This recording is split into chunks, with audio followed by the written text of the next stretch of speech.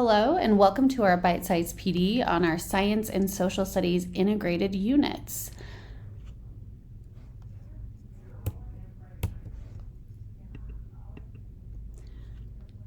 So before we begin, what I would like you to do is think through your current definitions of some of our terminology.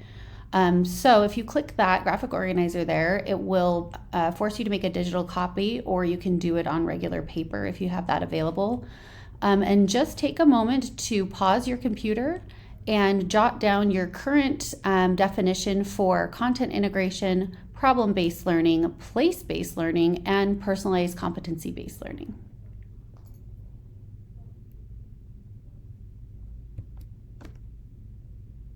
Okay, and now we're going to get into it. Today we'll be giving you a little bit of the background for how the units were created and why, and then we will direct you to where to find the resources. Okay, so I'm Cynthia Lloyd. I'm the elementary STEM science and math specialist, and I will be co-facilitating this professional learning with you today.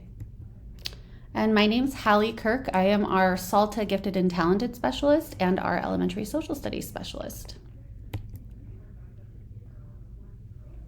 So our session goals today are to understand the power of place-based and problem-based learning. You kind of have already started with your graphic organizer with that. We're going to also explore examples of interdisciplinary projects that integrate multiple content areas. We're going to learn about technology tools that enhance inquiry and problem solving that are built in within the units. And we're also going to gain practical strategies and resources for planning and implementing these units into your instructional practices. So let's think about what's our why for developing these units in the first place. So as we've polled teachers and as we have collected data throughout our district, some of the greatest concerns that we have seen is apathy, lack of engagement, disruptive behavior, inconsistent effort, learning gaps, and chronic absenteeism within our schools. So if you think about your own classroom and your own space, what is your greatest concern with students?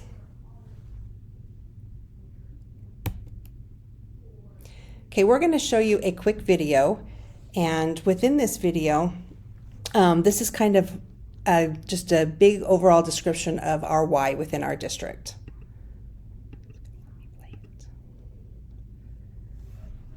Imagine the awesomest thing you can, like an automatic grilled cheese maker, or a time machine, or a time machine with an automatic grilled cheese maker. Now imagine who's going to invent it. Him? Glasses here? Whoever they are? Or maybe her? But how do kids like these become the types of people that do things like this? Maybe we should ask this guy.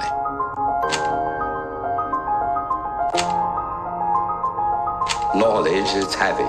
Sometimes it's a limit to have new ideas. That's the problem with the old schooling, because they were teaching answers. I believe questions are probably more important today than the answers. Erno's cube is a question waiting to be answered. And when the right person finds the right question, something amazing happens. They start seeing the world as it truly is. Not a place to be memorized, but a place to be figured out, flipped, turned, twisted, and ultimately made better forever. Today, she may be an octopus, but help kids like her fall in love with problem solving, and they will embark on journeys to become scientists, artists, engineers, designers, inventors, or something no one's ever been before, but you can bet we're gonna need. That's why moments like this, go, and this, and especially this, are so important. Because there are companies to found, planets to walk on, time machines to invent, a future to be made amazing. We may not know what it's going to look like, but we know who's going to do it.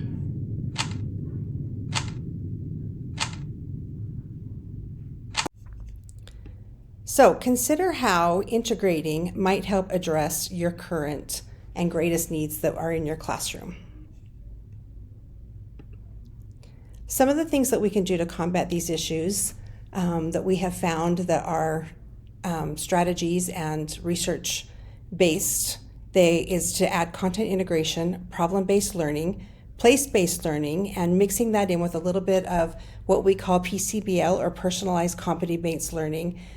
These are all things that we can use to get our kids engaged and to help with these issues and get them coming to school, enjoying school, and having fun at school.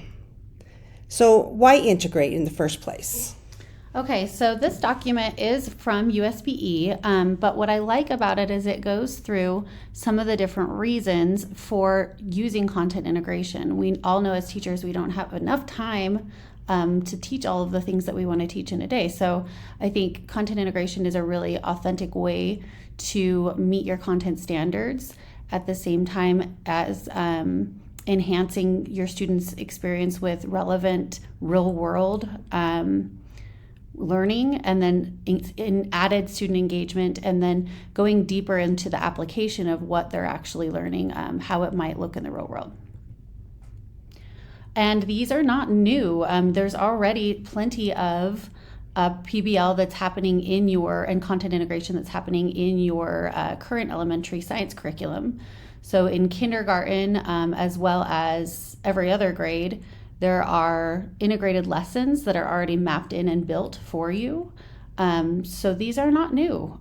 We've already kind of started this this shift into more of this content integration. Okay, and then within our MTSS framework, we want to always connect back to that, and this would be in the instructional design portion of that. So the rationale is that research indicates when students understand connections between the standards of different disciplines, they're more likely to find what they're learning relevant. They can see why it matters. So part of the power with place-based learning with a problem-based approach is that the power comes in actually the place-based learning and doing problem-based. So we're going to explore these for just a moment as we move on. So place-based learning is basically a multifaceted approach. It's connecting students' learning to what's happening around them. I really like this quote by teacher Laura Haspella. I think we don't know ourselves until we know the world around us and how we connect to that world. When we get our kids engaged in place-based learning, it's their community, it's the school, it's their family life that is most important to them. So part of place-based learning, it engages students in their community, but it also allows students to see their results and to kind of see the impact of what a project is that they're looking at. It helps build communication and inquiry skills. It helps them gain a better understanding of the world around them. So even if you think your location isn't suitable for place-based learning, I want you to think that you could take your students out just on the school playground, out into that area, and just have them sit and look and get down into the dirt. Maybe they see ants moving around, and maybe they come back in and they write about ants and research about ants and look at the different habitats that ants need to be able to survive and what they do. So I don't want you to think that we have to actually take them on field trips places. They can actually go out and just observe the world around them. So with authentic learning experiences, I just want you to be aware that if you click on the click here, you can read the full article, but we're just trying to empower our students to be solution-oriented and develop a purpose and a sense and an agency, and they can start doing this as early as kindergarten and should continue throughout the remainder of their lives. Okay, so with project-based learning, it is simply just incorporating standards across content areas that take place over an extended period of time. And you build a project around that. This is different than just a regular project, which may only take a few days and could just incorporate one subject area. Those are important to do, but when we're talking about project-based learning, it's a multifaceted approach that involves lots of different contents. There's end product, but there are also artifacts along the way to help build student knowledge and to give them just the autonomy to create something that's meaningful to them. So an example of an integrated science and social studies place-based and project-based unit is this Mirabin Wetlands project. We actually use this in our district's STEM endorsement classes with teachers.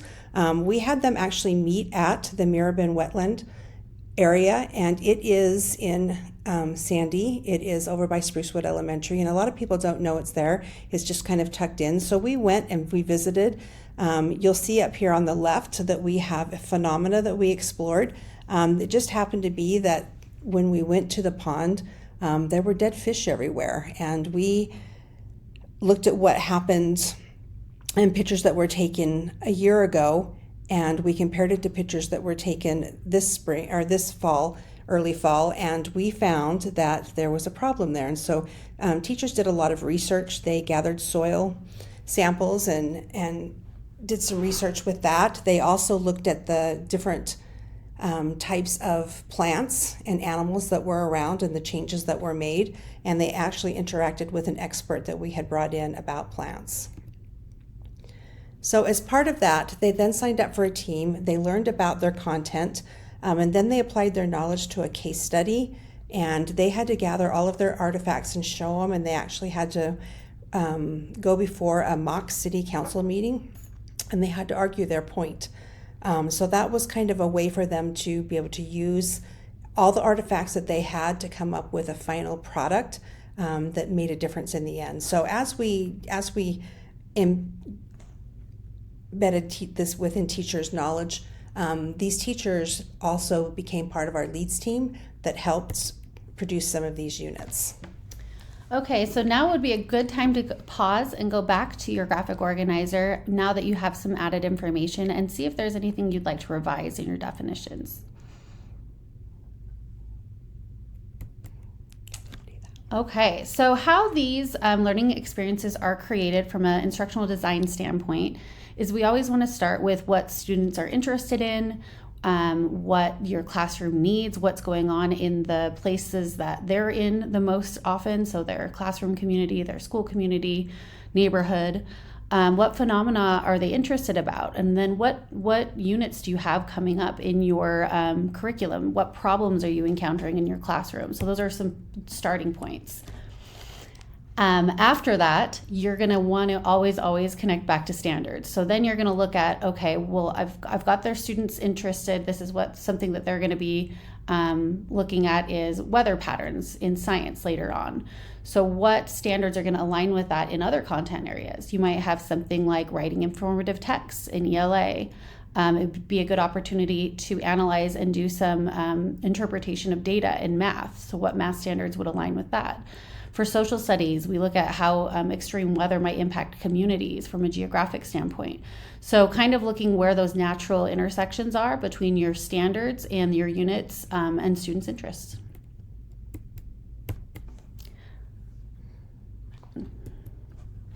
Okay, then you're going to want to really take the time to make sure that you're crafting a question that is rich enough to lend itself to sustained inquiry. So it's got to be something that's going to be compelling enough that your students are going to want to engage with it for a while.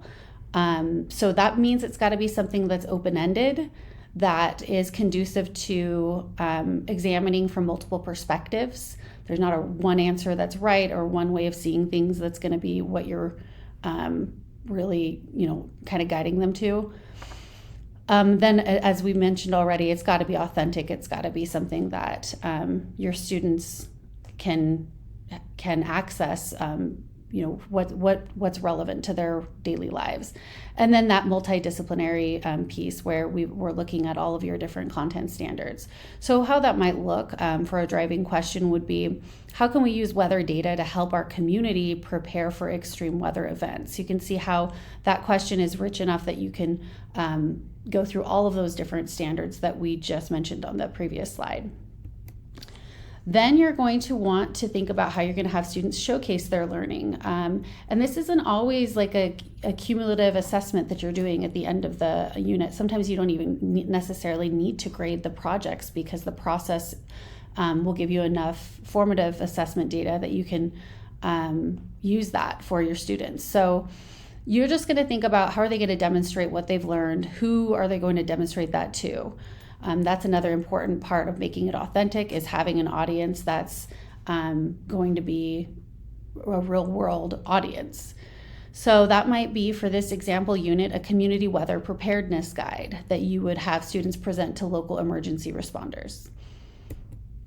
And then you bring it all together. So that those student interests, the curriculum standards, a meaningful inquiry-driven question, and a student-created product with a real audience. So think for a moment, how will you integrate this into your classroom or your space? So we borrowed this from PBL Works with their permission. This is kind of the gold standard for using project-based learning within your classroom. And I want you to think of this as a circular rather than something that is just linear. So you can start in any of these areas. Sometimes you jump around from going from sustained inquiry to a reflection piece to critiquing and revision, and maybe you need to go back over to student voice and choice. So I just want you to think that all of these pieces are important. They all need to be embedded and a part of your problem-based learning in the classroom, but just it does not follow the linear portion. It is circular, so you might jump back and forth between them. Okay, these are the USBE's elementary standards crosswalks that they are coming out with, and supporting schools to be able to do more of these integrated research projects. So if you click on any of those links, it will take you to a crosswalk that you can look and you can show that they're, like if you click on 5th grade, you can go to the social studies, and if it's during your social studies block, it gives you good integrations from the standards, but it also gives you activities that you can use to prepare your own and build your own project-based integrated units in your classrooms. So how does integrated problem-based learning approaches enhance student engagement and critical thinking? I want you to think about that for just a moment.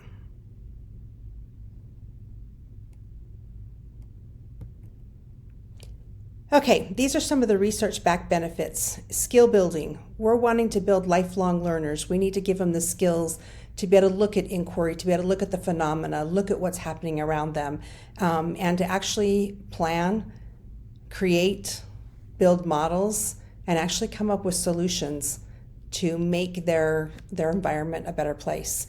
For our students, it equals engagement and motivation in the classroom. This is how we're going to keep our students coming to school. This is how we're going to keep them learning. We always want to give them relevant, authentic, real-world connections. We want them to look at the world around them and not something that's happening halfway around the world. Developmentally appropriate place-based learning is literally what's in their sphere. What do they see on a daily basis? It does also project-based learning and place-based learning is conducive to deeper learning and mastery and transfer. And I want you to think about your life and about your experience as a student. Most of the time, we think of those projects. We don't remember the day-to-day lessons, but we think of the projects that we were engaged in, and those are the deeper learning activities that we had when we were growing up. So it should be the same for our students now. Okay, so summing that all up, we've got learner agency, that student voice and choice in what they're learning and how they demonstrate it. That we have flexible and equitable learning pathways. So that might be students starting at different entry points, but we design for that. We're planning on having multiple points of entry in this learning journey. And then that real world relevance, so the authentic connections, those are all key components of our PCBL framework. So this is from the State Board of Education. This is their PCBL framework more in depth. You can click on it and explore it, along with the effect sizes and kind of what the rationale and definitions are for each of these components of PCBL. Okay, this is just an example of a student choice board. With PCBL, we want to give our students choice. And so if you were to click on the image to the right, you can pull this up and you can see how we have made it so that students can choose something from each of the columns. Those would be their artifacts before they produced a final project. So you're welcome to explore that. These are the benefits of PCBL. Basically, they should be student-centered learning activities that help with mastery. We have equitable access for all learners. There's usually a low floor High ceiling. High ceiling, thank you. Real world relevance, we want to connect to their real life. We want learner agency, empower students. They can build their own goals and set their own course for learning. And we also want those flexible pathways so that they can learn at their own pace. So just as part of our team that we have been working with, we want you to know that the elementary science leads team, there was a K through second team and a third through fifth team that worked over a 2-year period to develop these units. They did a lot of research, they did a lot of experiences just for them to get used to doing project-based, place-based learning with a little bit of PCBL. And they were the ones that developed these wonderful end-of-year units that are social studies and science integrated units. So if you click on each of the different links here, you can go through and look at what is there for kindergarten, first, second, third, fourth, and fifth grade. These are meant to be 5-week lessons at the end of the year, and they are meant to be done during the social studies and the science blocks. They are incredible units that our leads teams have put together. If you want to explore those, that would be great. We just wanted to give you the resources to be able to find not only these units for this year, but to have the rationale and maybe a few of the skills that you need in order to develop these throughout the remainder of the year. This does not have to be something that's just done at the end of the year.